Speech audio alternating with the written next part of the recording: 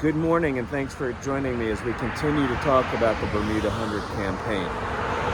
We talked about the federal perspective on the north side of Swift Creek, and now we're going to talk about the Confederate perspective on the south side of Swift Creek.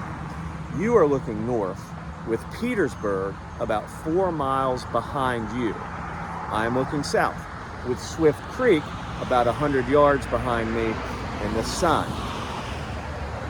The Confederates had entrenched here along what is now Route 1, the Richmond-Petersburg Turnpike,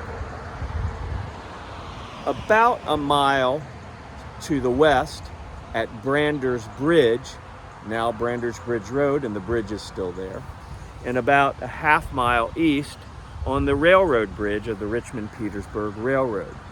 The Confederates also commanded the heights at Fort Clifton overlooking the Appomattox River.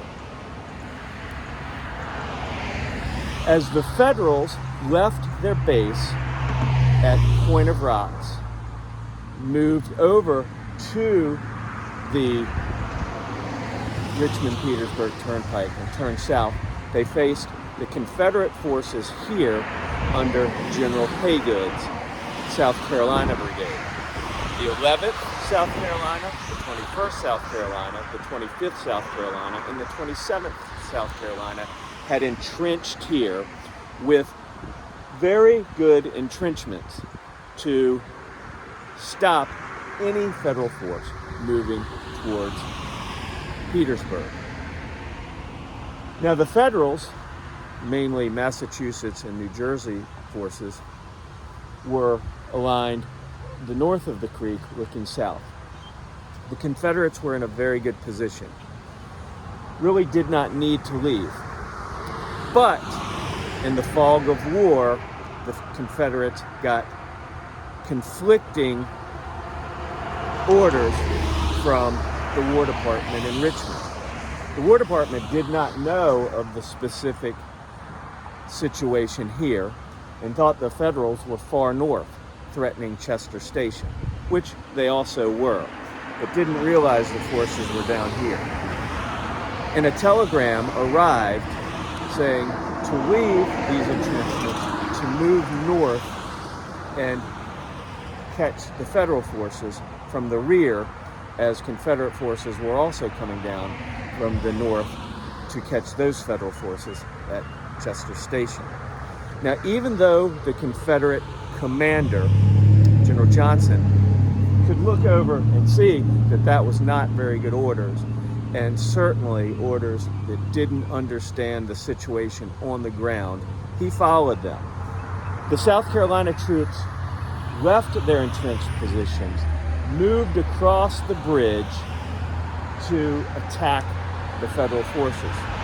The Federal forces saw this and actually didn't even understand what was happening because they thought there was no way any forces would leave entrenched their positions behind a creek to attack. But that's what exactly happened.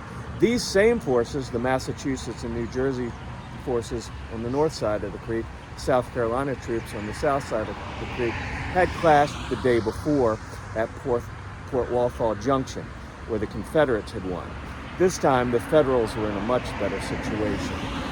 And once the Confederates were over, the South received more conflicting orders that said, do not attack, just reconnaissance to see what was going on. So General Johnson was going to order that retreat or fall back across Swift Creek when the 11th South Carolina heard some fighting and some reports of fighting just west of here at Brander's Bridge, and decided to attack, thinking that the engagement had started in force.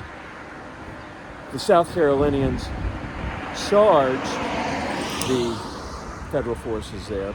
Federal forces were ordered to switch from individual fire to volley fire, which meant instead of each individual soldier firing when he was ready, so each one would shoot at different times, they were ordered to stop, load, fire en masse, did that 4 times, stopping the Confederate forces.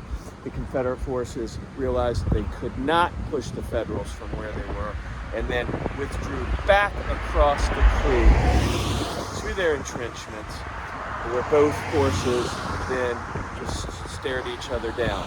At this point, Federal forces were then again in the fog of war under Butler, receiving news that Grant and the Army of the Potomac under Meade had turned Lee, and Lee was retreating towards Richmond, and Grant and Meade were following them in a dash towards the capital.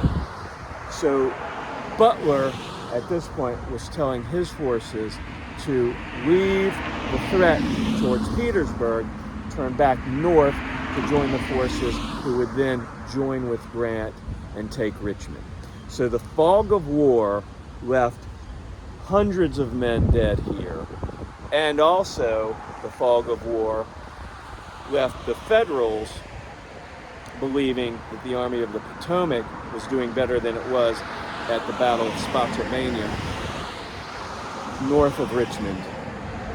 And both sides left here with soldiers dead on the field, but nothing really gained on either side. As I said before in other videos, this is indeed hallowed ground.